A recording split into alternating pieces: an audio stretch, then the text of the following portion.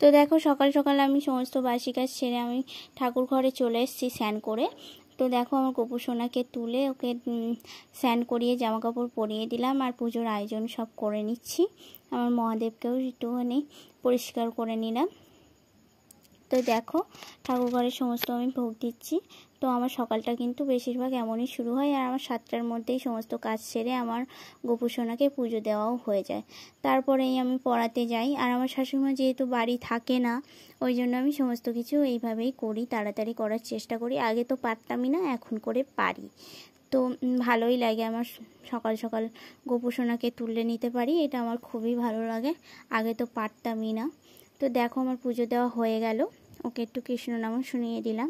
তো পুজো দেওয়া হয়ে গেল, এবার যাব রান্নার দিকে। তো দেখো আমার পিসিমা এসেছে আজকে সকালেই। তো পিসিমা আমার একটু রান্নায় সাহায্য করে দিচ্ছে আর আমার শাশুড়িমাও বাড়িতে আছে, তাই আমার শাশুড়িমার বাটনা বেটে দিচ্ছে। এইভাবে তিনজন গল্প করতে করতে আমাদের রান্নাবান্না চলছে।